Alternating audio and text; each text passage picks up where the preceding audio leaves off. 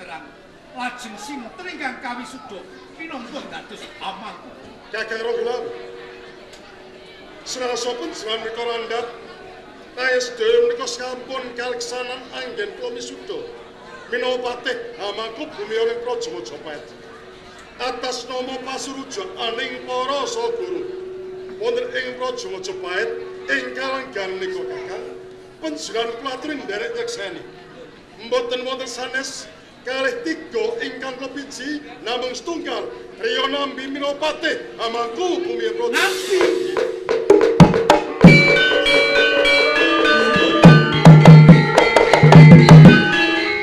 Nambi menika pun wisuda. Dados patih Hamangku bumi. Nggih. Sinuwun. Menapa sedaya menika sampun kagalih kanthi menih penggal. Sampun Kula aturi ngemuti. Hamangku bumi menika badal wakilipun ratu. Tiyang angka kalih wonten ing bumi Majapahit. Sinuwun. Kedah kono ing bab sawiring kagunan. Nambi niku tiyang goblok. Nambi niku tiyang bodoh. Lho kok didadakake Hamangku bumi. Sinuwun, kula nyuwun sepisan malih. Mugi kajab seluk. Sabda dalem ini ing bab wisudan Hamangku. Kakang Ranggawawi. Menawi kula jabel anggen kula wisuda patih Hamangku bumi Riyo nambi. Lajeng sinten pamasipun Kakang Ranggawawi ingkang pantes nganggahi dampar kepatihan? Keparemu njuk sinuwun. Nggih. Ingkang patut lan trep ingkang pinangka dados patih Hamangku bumi kadidene Nyai Paman Sora menika. Cukup. Aturmu. Ranggawawi. Kowe iki salah sawijining saka guru ing Praja Majapahit. Wong sira matur. Yen kudune sing wangun kang sing patut dadi patih Hamangku bumi aku. Aku ora dipangkat patih.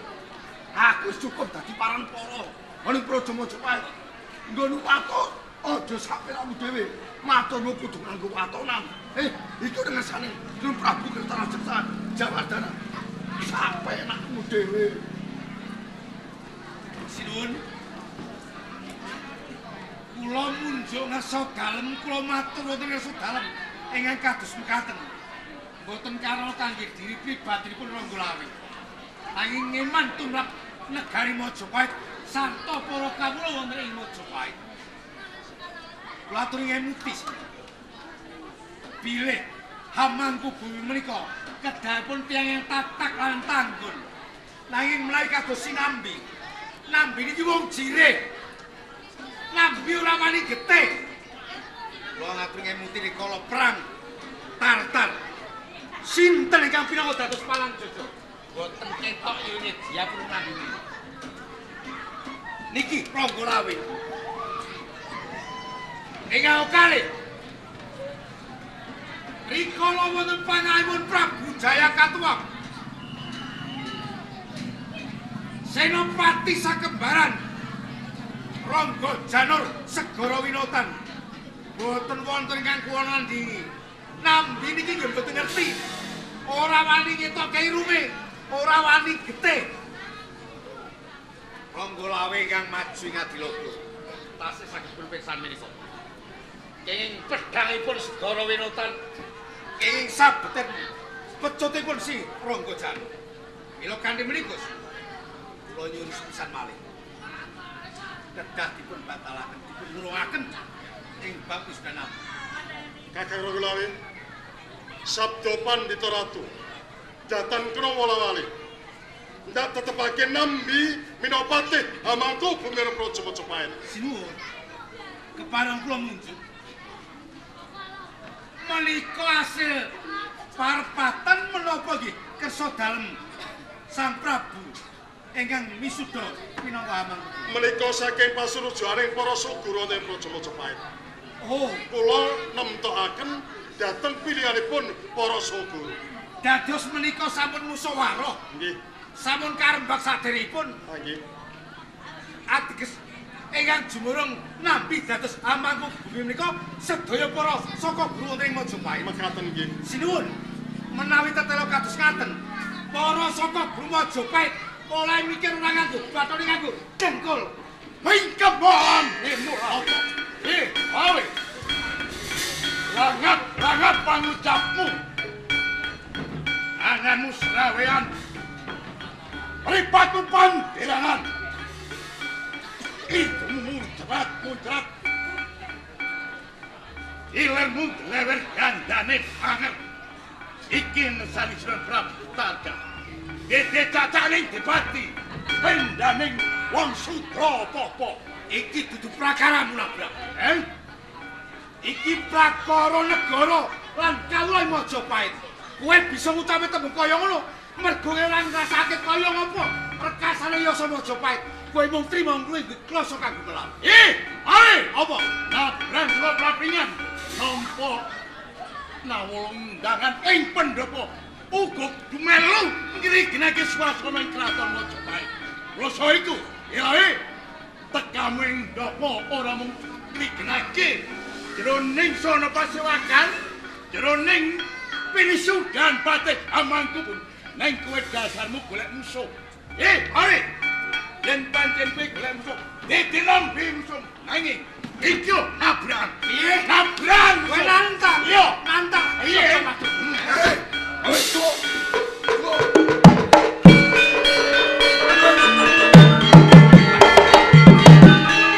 Ojo dipacutke. Iki ora pendhok aku. 10 kebon abrang.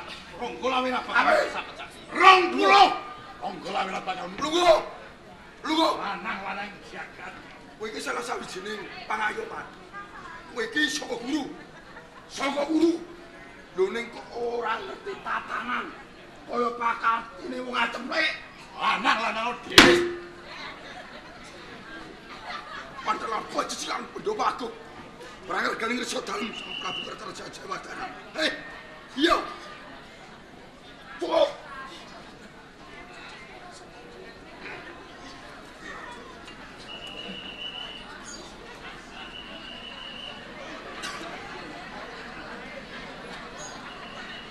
Kakang Rongolawi. Monggo klatur sareh.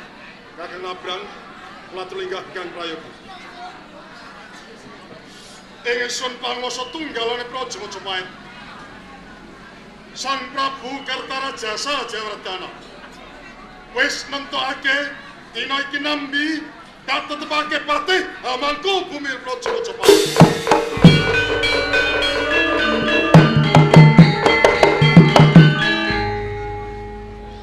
Monggo menika panguwas dalem. Ing kula sumpah selagine nambi isih jumejer dadi Hamangku Bumi.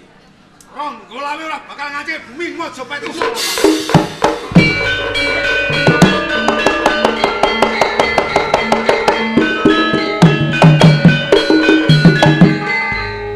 Nyuwun pangapunten sakderengipun Sinung Prabu.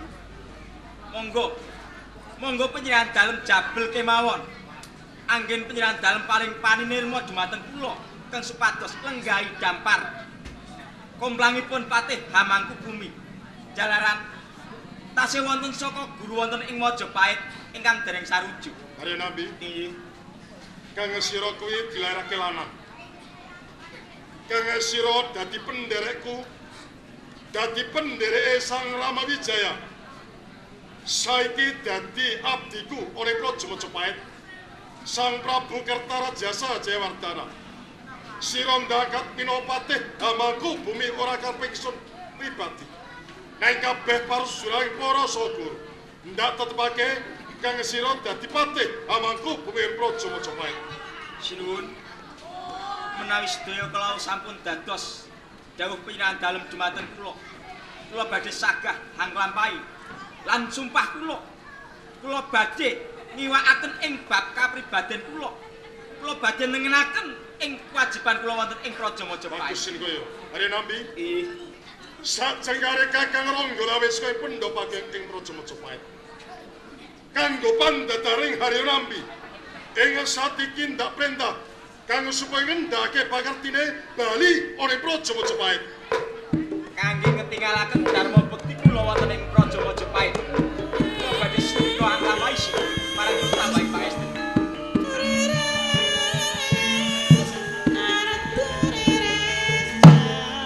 Paman Ken Sora Maring dawuh oleh barataken gajah lan slatinipun. Protipun gawe kang Pronggolawe saking pendhapiaken ing Praja Majapahit. Mboten wonten sanes ingkang saged kendhaleni kridhaning Kakang Pronggolawe kejawi penjelakon Paman Ken Sora. lajeng kersa dalos. Kula aturi nggih dhateng Kakang Pronggolawe. Lah dalu kula suwun Kakang Kebalabra. Ing sapunika Kakang Kebalabra Klatri Wangsul wonten ing Kabupaten Papringan kalamun besok yen panjenenganipun bakal nuduhake Kakang Kebalabra tumuli bali ing Praja Majapahit.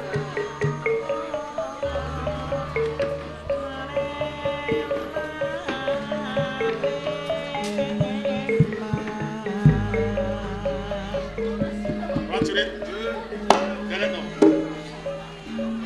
Jajeng, derek no.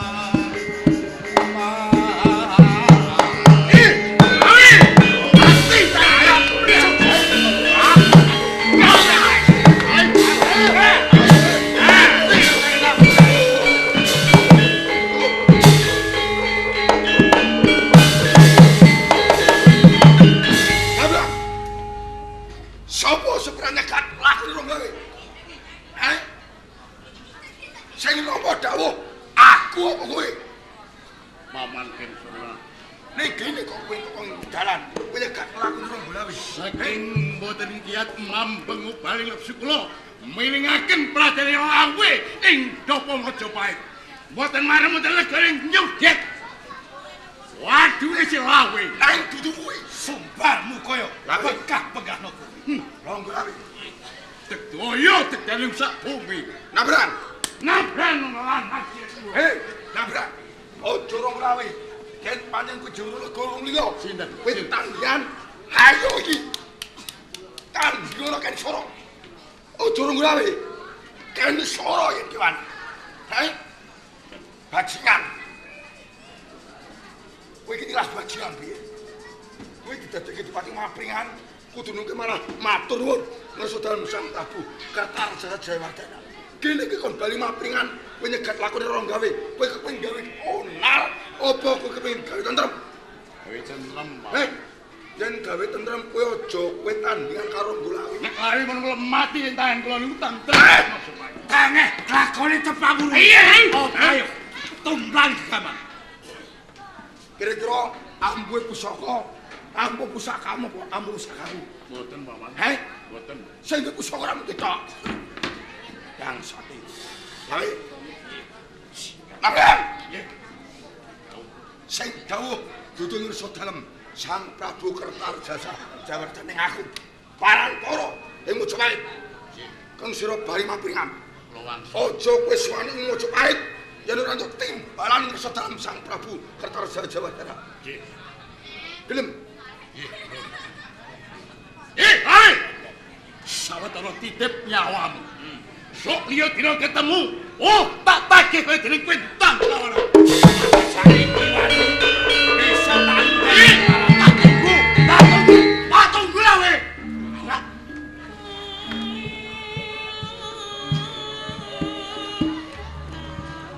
Ini. Kowe iki piye? Bingung aku. Dadi para-para Praja Majapahit.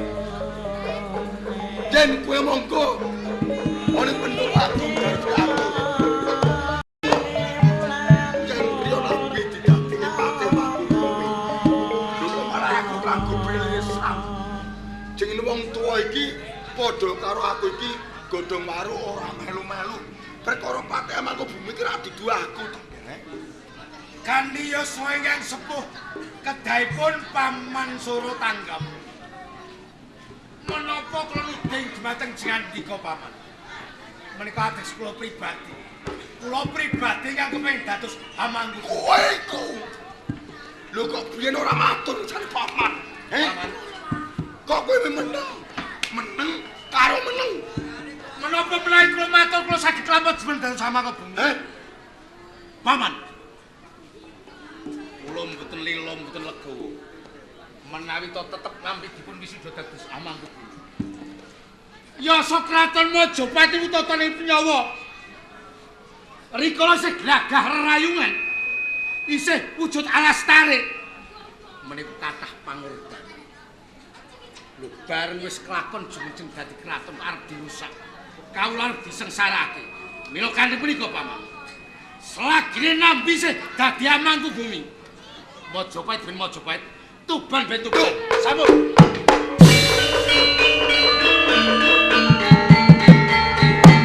Yen ngono tanpa guna. Tanpa guna. Dadi para Praja Majapahit mongko pulunaku Ronggolawe wis ora gelem cedhak. Sedhek kumari kelu. Ana sali Sang Prabu Kertarsana Jayawardana. Bebasan tak ibarate banyu karo lengo. Cara bakal bisa tulungi. Ger, harap pati kaya ngopo kowe punak aku. Ken Sora ora dalu pangkatan belajar ing Praja Majapahit. Tata gelar aku ora Majapahit ing batinku. Mbalui kowe Ronggolawe aku tang Tuban.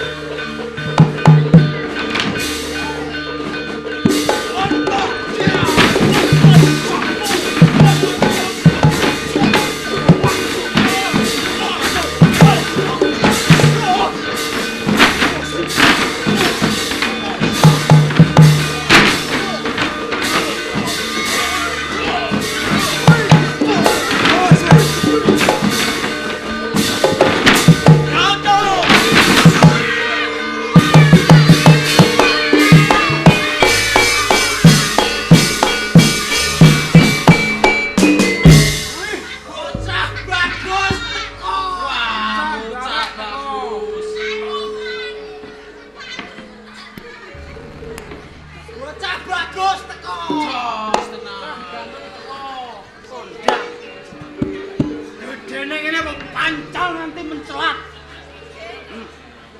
Bocah bagus. Bocah bagus. Bagus iki. Ora isin raimu bagus. Ingat kowe. Lho nyatane raine iki kok bagus. Oh, sapa aku? Sule.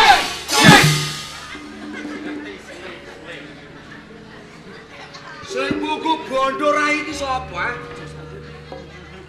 Ijen temu ijen le. Jen ya. Ladeni. Pasukan. Siap. Maju. Jalan. Maju jalan ada. Siap.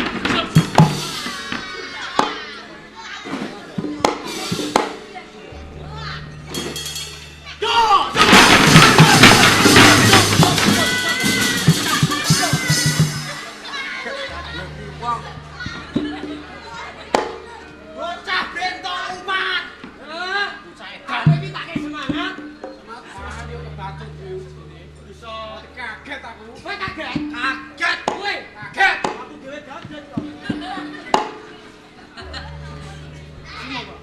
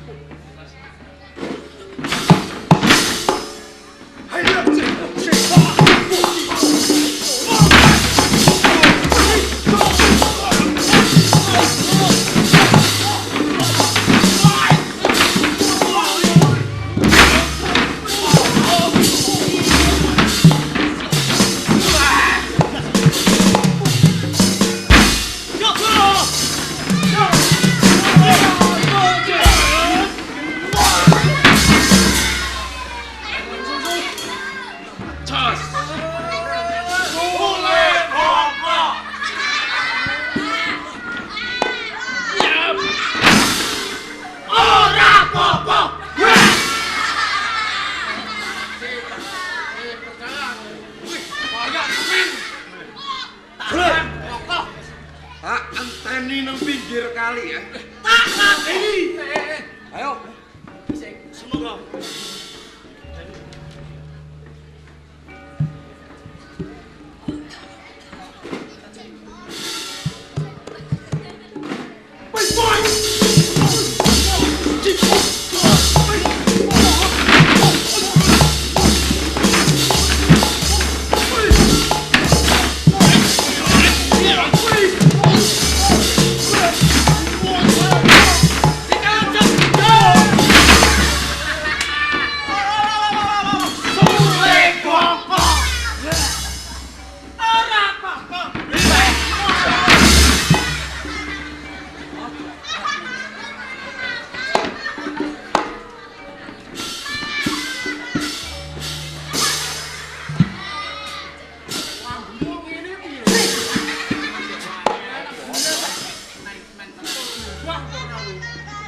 Ayo bagus dhewe raine. Ora duwe isin raine iki ya. Piye? Raine ini kok mau pamerane glonggong ora diisin. Pengen nyek aku. Lho, kasunatane ngono. Wong glonggong sing wedok-wedok lho. Yo. Duwe mantu aku. Ini Awake bejo. masa bejo lho. Lho, padha ae duwe slepan pitunggon. Iku mono sule. Percaya ora percaya? Percaya. Pitunggon. Iya. Yo kanggo kabel. Ya kanggo kabeh. Wih. Ora rugi, Bu. Mantu ibu, sule, Bu. Cekek dinggo ora? Piye? Yo bingung pisan. Lah semonggo.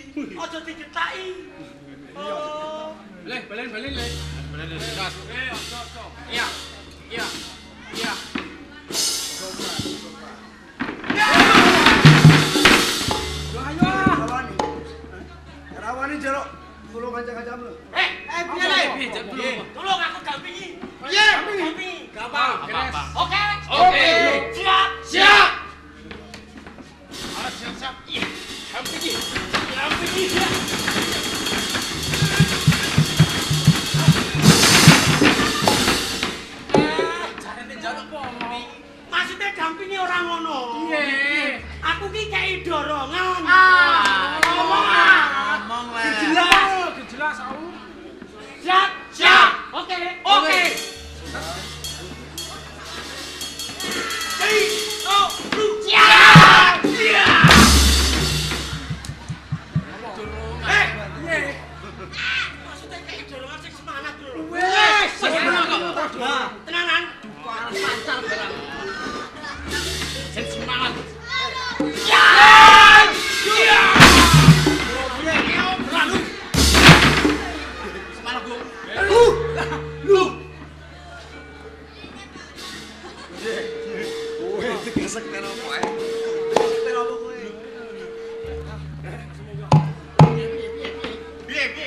sanggup ya.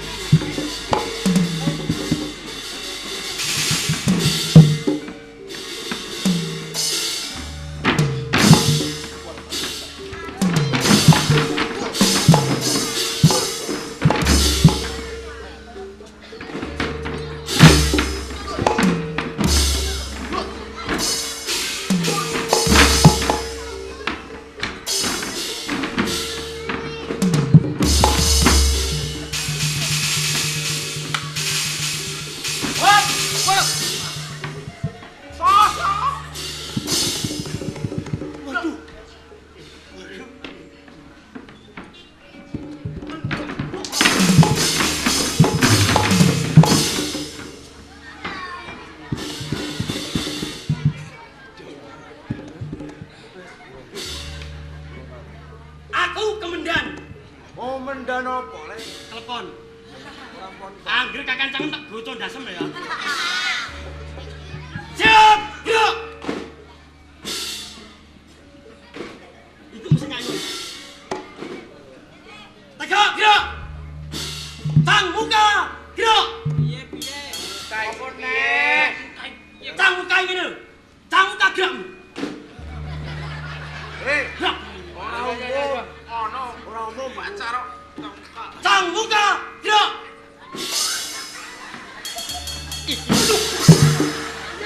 Dan gila. Sorry dan. Ayo.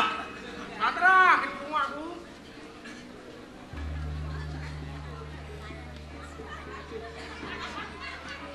Rai balik gerak. Oh yo. Loh, itu bahasanya Rai gak apa?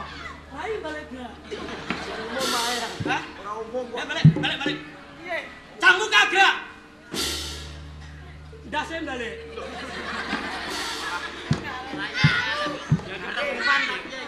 Siap, gerak. Cang depan, gerak.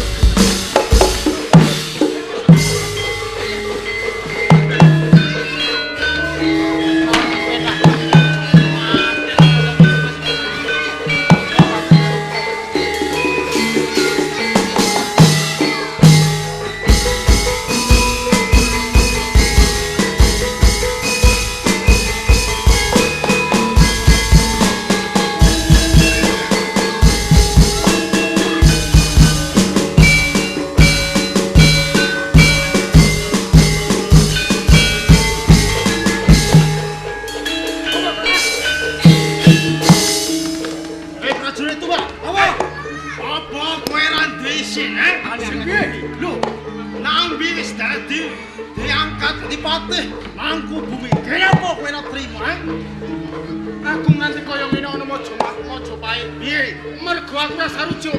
Yen to nambi diangkat. Lho, patih amangku kabeh ngono sing dadi sarujuke saka guruke Majapahit. Apa? Piye? Nambi iki wong bodho. Ah, beda karo Kanjeng Adipati Ronggawe Tuban. Apa Ronggolawe milik dadi patih, Pancen. Lho, mergo labuh-labete ana Majapahit pancen gedhe. Yen kula saiki kowe sikir. Bakal lorot panlenggone.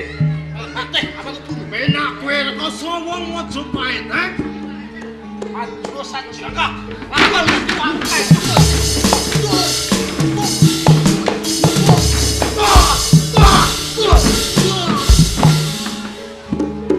Wong Majapahit yen isih pengen nyawang gegere jagat seminggar ana pangarepan. Aja ngene prajurit Majapahit,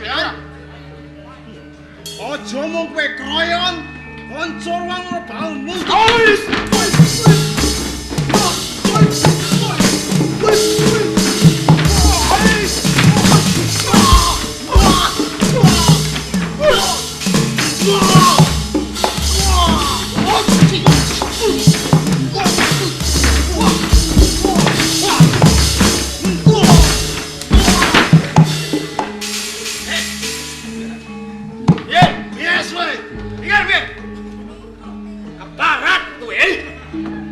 toto sih kowe. Ayo. Mundur. Mundur. Loh, mundur. Hilang. Satrio, Hati. Ayo. apa? Yen kowe ora gelem bali ning papan kene, rungono. Aku sing bali. Oh, leno pangendamu entek dompet. Kowe gitu lah ngono.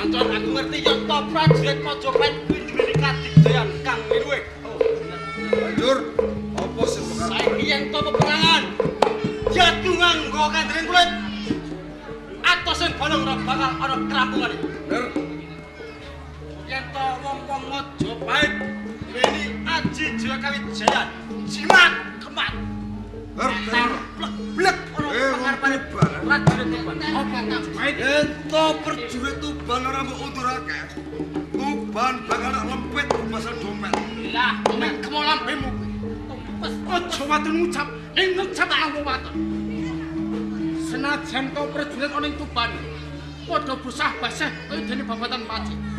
Ning mung ngadepiku sakloron, suwe mijet kowe nganti kalamun mungkas nyawa. Sumbarmu kaya bisa mutuake sing ngilikan. Ora prajurit. Ojo kaken kocap.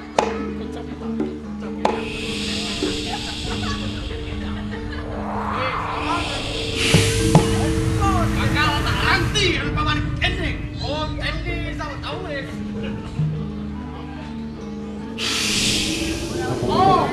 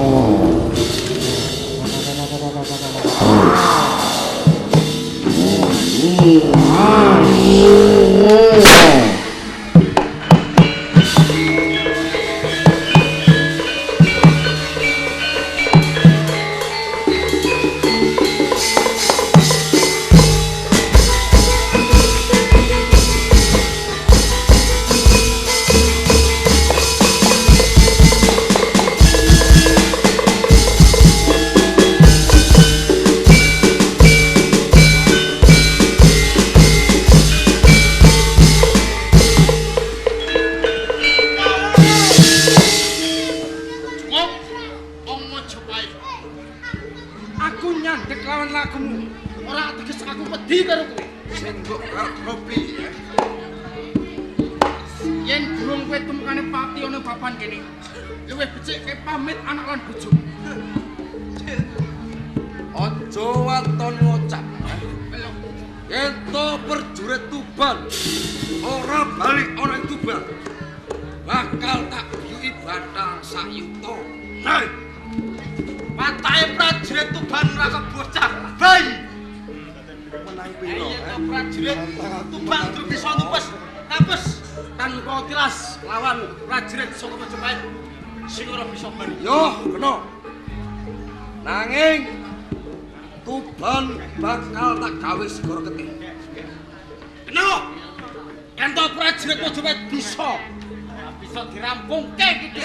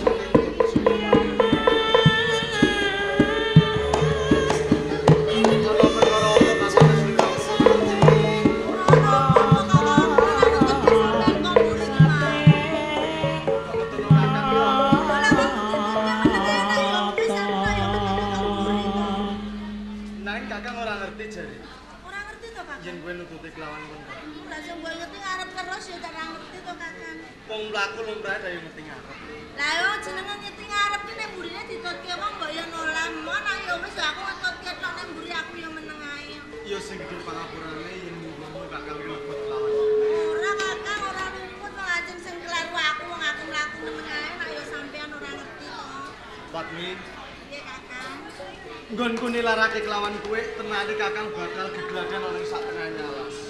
Nang dina apa kowe dadakane kelawan? Kuwi aku kepengin mangerteni sampean geglagan ning kene to, Kakang. Kowe bakal melu geglagan. Iso, aku pengen ngerti. Ngono ya.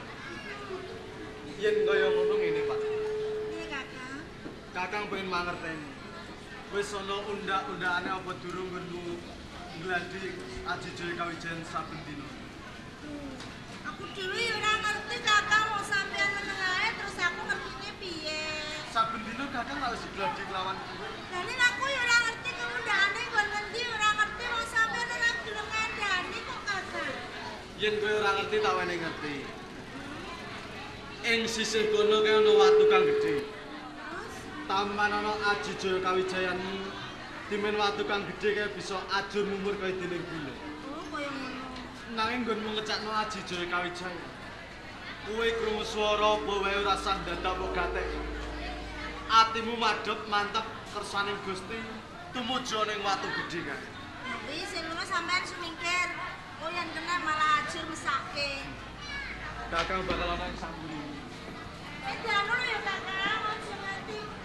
Warai ya karo. Aja lali welengi Kakang.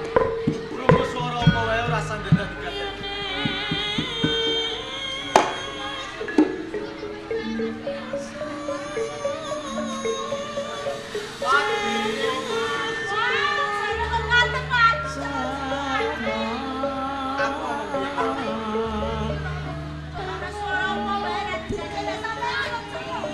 Aku mau di lawan.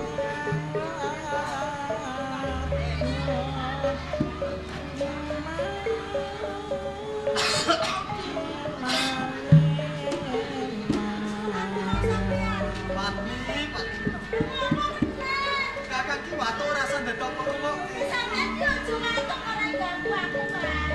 bantu madhep mantep tumuju ning sandi.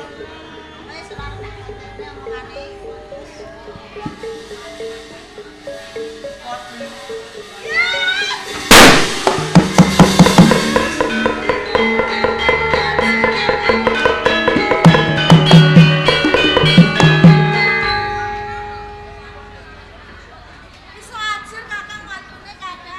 aku nggumun kelawan kowe, Pak. Ngene yo ngerti. Watu semono gedene bisa ajur merga saka Aji Jaya Kawijaya. Kok bisa?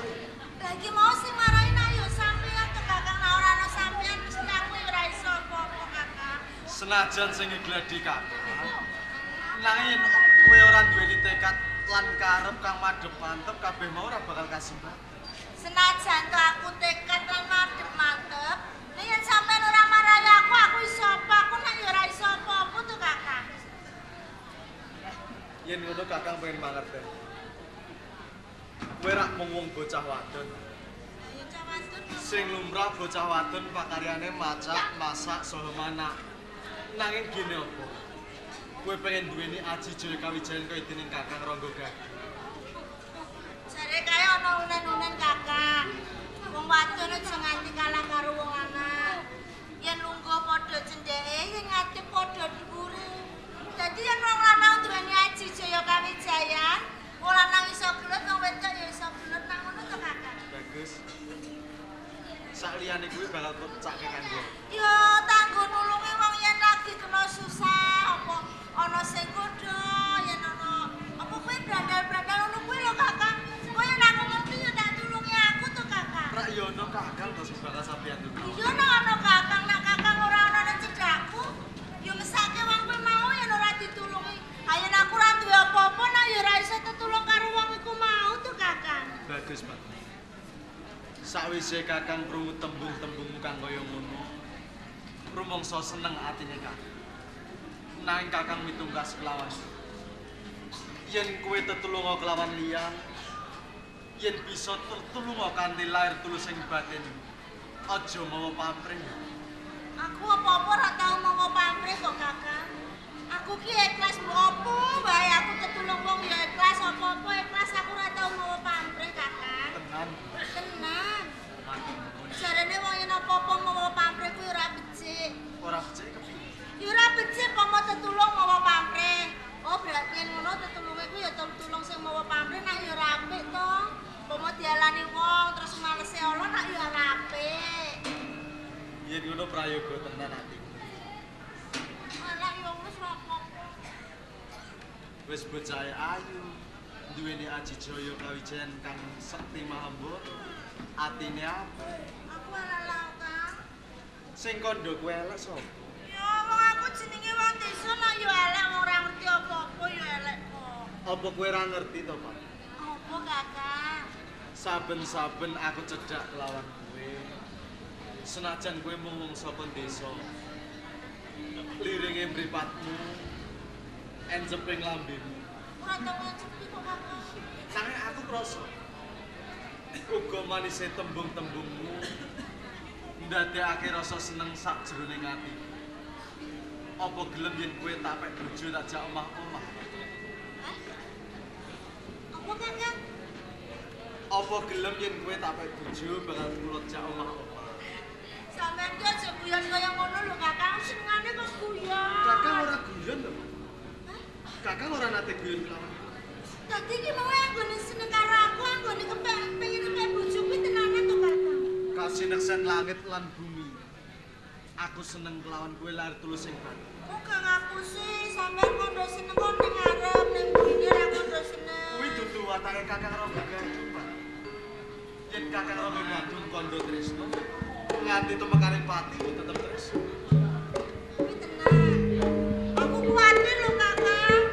Kok sampeyan nang jeneng kondo tresno ngarep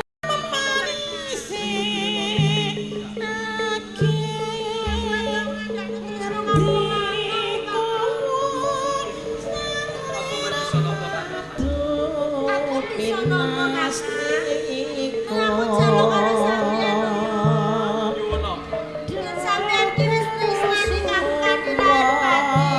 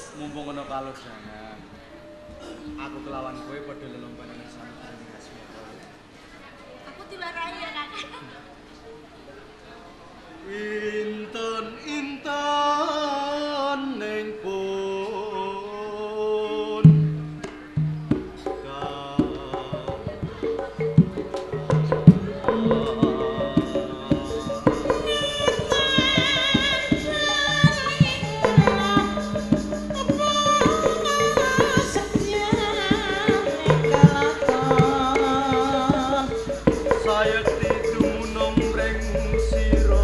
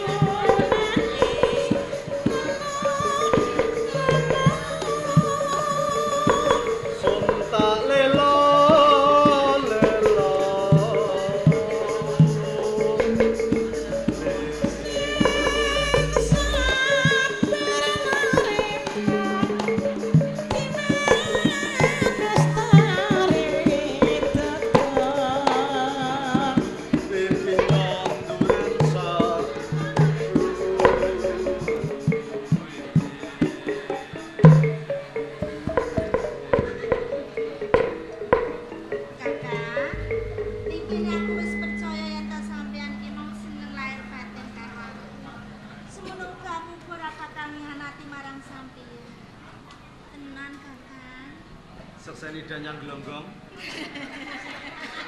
Mangan sekseni danyang glonggong kok kakang sampean. Aja dolanan danyang